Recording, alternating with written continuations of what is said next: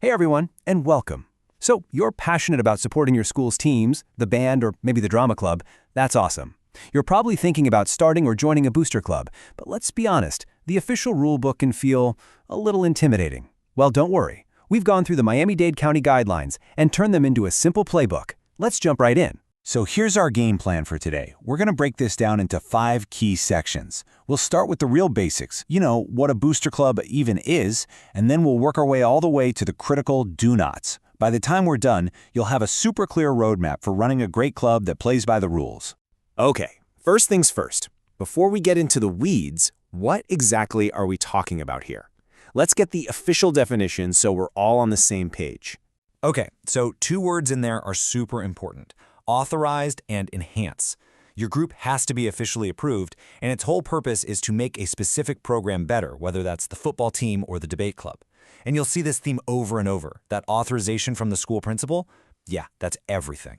Now, this is a question that comes up all the time. What's the difference between a booster club and the PTA? Well, think of it like this. A booster club is a specialist. It's laser-focused on one single program. The PTA or PTSA, they're the generalists, supporting the entire school. And because they're different, they're governed by totally different sets of rules. And that difference even affects what you can call your club. This might seem like a small detail, but it's a big deal. You can't use the school's official name because you're technically a separate organization, but you can, and definitely should, use the mascot's name. It shows who you're supporting while still following the rules. So now we know what a booster club is. Let's talk about who's involved. It's kind of like a sports team. Everyone has a specific position to play. So, who's on the field and what's their job? First up, the principal. You can think of them as the league commissioner. They have the final say on everything. Your bylaws, your fundraisers, even the flyers you want to send home. A good, strong relationship with your principal is pretty much the foundation for a successful booster club. Next, you've got the coach or the faculty advisor. They're your direct link to the program you're supporting. They're the ones who'll tell you, hey, the team needs new warm-up jackets. But, and this is super important, they are a non-member. They can't be an officer, they can't be a signer on the bank account, and they absolutely cannot handle any booster club money. This rule creates a really important separation. And then there's the most important part. You, the parents, the guardians, the community members. You're the engine that makes the whole thing run. But there's one very specific rule to know here. If you're an employee of Miami-Dade County Public Schools, you cannot be an officer for a booster club at the school where you work. It's an important rule to prevent conflicts of interest. Okay, you've got your team assembled. Now it's time to actually write your playbook. These are the fundamental, must-do administrative rules you need to follow to get your club off the ground and keep it running smoothly. Before you can even think about raising a single dollar, you've got to check these 4 boxes. 1, get your bylaws or a statement of purpose approved and on file with the principal. 2, protect your club and your members by getting liability insurance. 3, map out your game plan for the year. And 4, the golden rule. Anytime you want to do something new or change things up, you have to get the principal's okay first. Transparency is key. The rules are really clear here.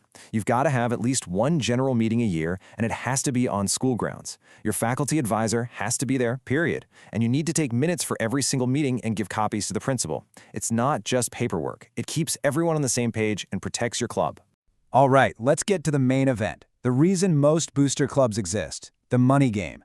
Fundraising is the heart of what you do, but it's also where things can get complicated. So let's make sure we know how to do it the right way. So, you and the other members have come up with a brilliant fundraising idea. A trivia night, a car wash, whatever it is. It's gonna be great. So, what's the very first thing you need to do? You can't just go for it. There's a formal approval process.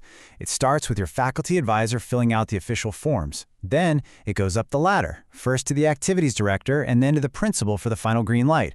And hey, if you're planning a bigger event that involves the whole community, you'll need an extra level of approval from the region superintendent. No skipping steps.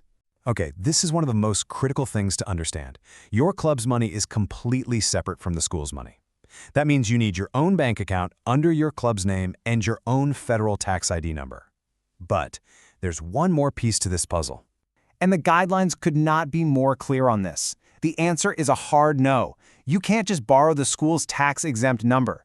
Your club has to be recognized as its own nonprofit entity. Think of this as a bright, solid line in the sand that you just can't cross. Let's break this down with a real-world example.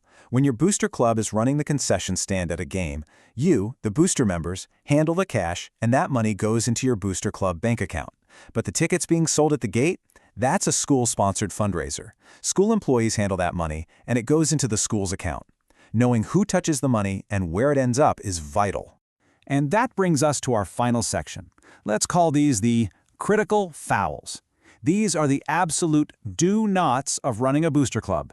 Seriously, pay close attention here, because making one of these mistakes can get a club in a lot of trouble. Let's kick this off with a really fundamental rule of public education.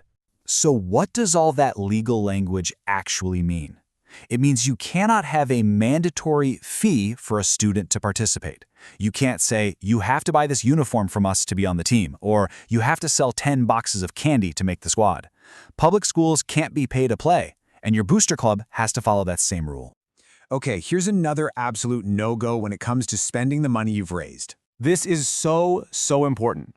Your booster club can't just write a check directly to the bus company for a field trip.